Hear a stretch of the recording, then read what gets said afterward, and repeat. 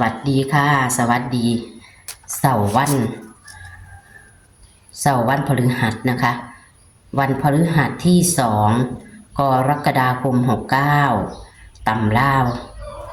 ของคุณนอนหน้าเด้อค่ะมื้อนี้ตำล่าวของคุณนอนหน้าเมื่อคืนนี้เลขวิ่งสายแลนตัววิ่งเพิ่นก็คือ1เพิ่นให้รูด1แม่พี่น้องก็เลยเข้า81เนาะพี่น้องเนาะเพิ่นให้รูด1เข้าเพิ่นเน้นให้1ก็เข้า1ก็คือ81นะคะแต่ว่าจับคู่เพิ่นบ่เข้าจับคู่ให้จับคู่ให้1ออก81คือเพิ่นตัดออกแม่พี่น้อง81ก็มีอยู่เพิ่นก็ได้อยู่แต่ว่าเพิ่นตัดออกเพิ่นก็ขอโทษขออภัยเพิ่นบ่ให้หมดเลขติดสิมี8นะพี่น้องมื้อคืนเพิ่นบ่ให้นะมื้อนี้เพิ่นเลยให้มาหมดสุดโตเลยพี่น้องเอาในมื้อนี้วันที่2 กรกฎาคม69ตำลาวกับคุณนอนหน้าจะเป็นตัวใดเฮาไปรับชมรับฟังกันได้เลยค่ะหรอแม่ค่ะสวัสดีค่ะกวนย่ามเศร้าค่ะ ตื่นสวยจักหน่อยแหมมีเสียงไงแต่ว่ามันเข้า1อยู่ได้เนาะตัวดินของเงินเซียนว่ามันมาอีหยังกับมันขึ้นนี่มันผมเห็น1บอกใช่ไหมแม่นนิ่น1มันก็เลย8147เนาะแม่นบ่มันออก8147มันก็เลยมา1อยู่มันก็เป็นตัวเก่งเข้า012นั่นแหละแม่นจ้ะผมเลยเน้น1กับ2มันมีแบบ8บ่8บ่มีนั่นแหละแต่ว่ายุคประจำมือมันมีโยมขึ้นผมได้10 บาทเอาติเพราะว่าผมเลยมาซื้อใส่เบิดแม่มันก็เลยได้10 บาทเป็นตัวรอบตัว20 บาทบ่เข้าผมเน้นบัก2ใส่บ่เข้ามันได้เข้าอยู่ประจำวันนะผมก็บ่นี่ไปแล้วดอกว่ามันเดินมาแล้วมันพลการให้เฮาไปบ่แม่เอาเฮาไหมมื้อนี้เป็นมือนะตอนแรกก็มือละยามต่อมันคือของเฮาคือมือเนาะมันก็เข้าเลี้ยงกันมาล่ะเนาะคือว่านั่นล่ะมันมีอยู่ได้แม่บักเป็ดผมคือบอกให้แม่ว่ามันหลายตัวติบัดนี้ผมมาซื้อผมแล้วมาจับคู่มันจะได้10 คู่บัดนี้ผมก็เลยถือ81อยู่เมื่อคืนนี่เอาเพราะว่าเน้น1เลยบ่ได้มี1ผมก็เลยเอาเบิดนะแต่ว่าตัวเขียนไปแม่มันสิบ่มีบัก8นั่นล่ะแม่นค่ะว่ามี8แต่ว่าเตี้ยนเน้น1อยู่เน้น1แล้วเข้า1อยู่บัก1นั่นคือเป็นบักเด็ดเข้าเป็นอยู่ทางตัวเก่งนะแม่ค่ะครับมื้อนี้ก็นำอีกแม่วันพฤหัสเท่านี้ล่ะแม่เขียนไปค่ะครับ4 5 6นั่นแหละตัวเก่งตัววิ่งตัวยังเข้านะ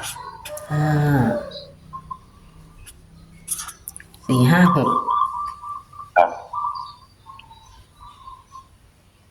นั่นมันเป็นตุนขั้นตัวนี้เขียนเราติดไว้แล้วเนาะแม่เนาะค่ะเบิ่งมันนี่มี0มี2มี3 0 2 3ครับ7 9แม่7 9คือตัวติดแม่นบ่ครับมันติดมันจะเป็นเลข7 ตัวแม่นบ่อันรวมเบิดมันสิเป็นทั้งบักเก่งเฮามันสิเป็น8 ตัวแม่นบ่เป็น8 ตัวค่ะต้องเป็น8 ตัวแต่ว่าก็เข้าเอาไปเบิ่งซื่อย้ำอยู่คือว่าบักเก่ากับบัก8เนี่ยมันมีแต่ว่าผมสิบ่เอาบัก8ผมเขียนบอกแม่0 2 3นะแม่ค่ะ7 9ครับบัก8ก็มีแต่ผมสิบ่บัก8เพราะว่ามันอยู่ในประจำวันมันสิมีเลข7 ตัว7 ตัวมัน นี้ผมจะเอาบักหาเข้ามาคงทำไมเด้อ มื้อนี้ติตัวเก่งติ ตัวเก่งบักหาเข้ามาคง จับคู่มีทอเก่าบ่หามี6คู่หรือเท่าใด ก็เอาพวกครูก็ได้แม่เท่าใดก็ได้เพราะว่ามันอยู่ในหันเพิ่นจับเอาก็ได้ผมจับบ่ดี ค่ะ บ่ต้องจับได้แล้ว ค่ะ เฮ็ดหาแม่เฮ็ดเก้าแม่เฮ็ดห้าเฮ็ดเก้าผมจะใส่ต้องจะใส่บ่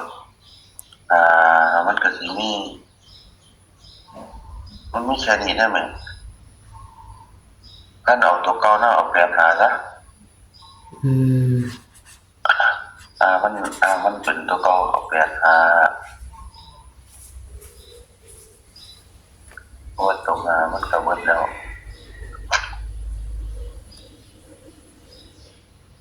เอาเก้าหาตัวน้ำก็จะบ่เลขดำเลข ค่ะ หนึ่งกัน ค่ะ แปดหาเก้าแปดหาเก้าหาเจ็ดหาแปดหาเก้าหากับเจ็ดเก้า ค่ะ มันเป็นชี้เลยบ่แม่ แม่นค่ะ ท่านมาบ่เอาบ่เจ็ดชี้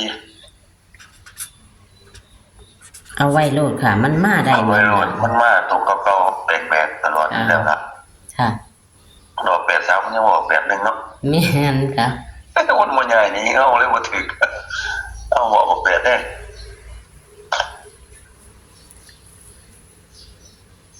50แม่ 50 ครับมันอยู่เป็น6คู่ ค่ะ6คู่ กันอยู่บ่ แล้วแต่เซียนนะคะ 50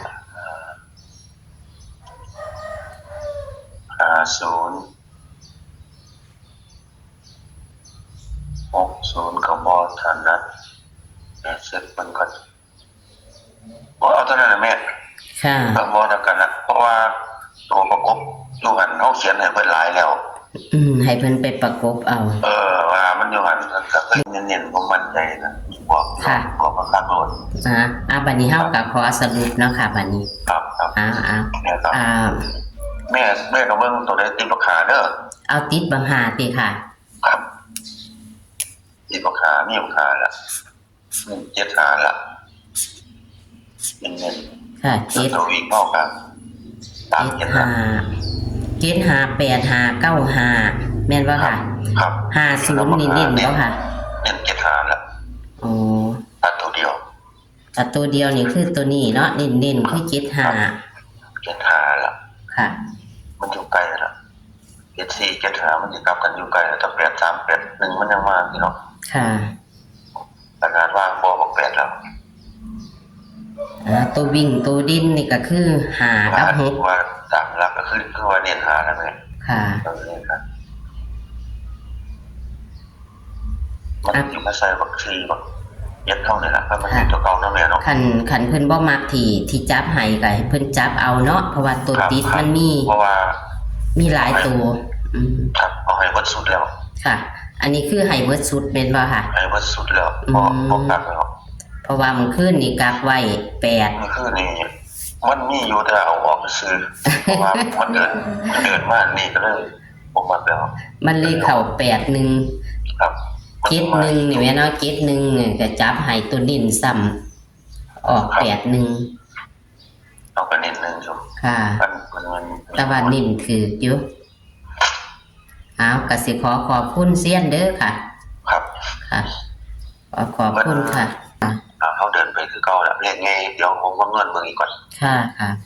บางหนึ่งมันบอกเขาจากตัวเลยตัวเก่งก็ได้ ค่ะ ครับ เอาไม้ เอาอาหารอยู่กันมันจะรุนราคาหนึ่งสิได้ต้นกำหนดไข่หมด ค่ะ เอากับว่าเคยอยากปันที่หน้าบอกปาดหน้าบอกไงก็ได้ตามมันได้แม่เด้อ ค่ะ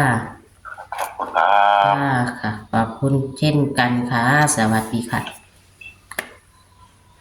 กรกฎาคม69ต่ำเล่าวมันขึ้นสายวิ่งสายแลนเพิ่นให้012พี่น้อง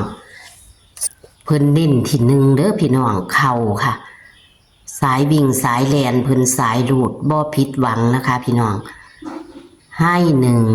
เพราะว่าเพิ่นฉีดปากกาแดงหนึ่งเพิ่นบอกเน้นหนึ่งมา81จับคู่ให้71ส่วน8เพิ่นเอาออกพี่น้องเอ้ยแต่เพิ่นไปจับซื้อเข่ายั่วสั่นเมื่อคืนนี้นะคะมื้อนี้เพิ่นก็เลยให้หมดเลยค่ะตัวติดมันเพิ่นให้หมดเลยพี่น้องมึงตัวติดมี0มี0มี2มี3มี7มี9เพิ่นให้หมดเลยตัวเก่งเพิ่นให้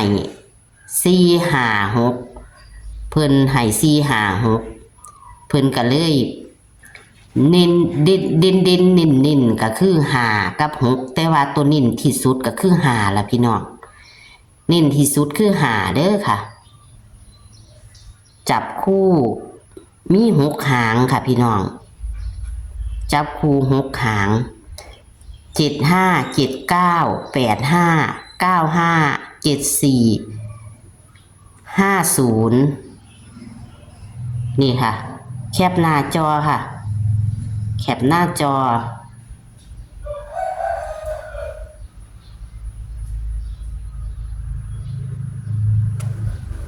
อย่าเผลออย่าพลาดค่ะมันขึ้นจับคูบ่เข่านะคะแต่ว่าอย่าเผลออย่าพลาดนะคะอาจจะกอดข้อกันมากนะคะพี่น้องเพราะว่ามือขึ้นดีเพิ่นให้ตัวดินถืออยู่1แต่ว่าตัวติดเพิ่นบ่ให้8เพิ่นพันคัดออกพี่น้องพันออกซ้ำที่จริงจะมี8 1นำว่าซั่นพี่น้องเพิ่นเอาไปซื้อของเพิ่นพันเข่าแม่พี่น้องมื้อนี้เพิ่นเลยให้ตัวติดมา5ตัวเลยเอาขอให้โชคให้หมานกับคุณนอนหน้าอีกเด้อค่ะพี่น้องงวดประจำวันที่2กรกฎาคม69ตำลาวนะคะโชคหมานค่ะสวัสดีค่ะ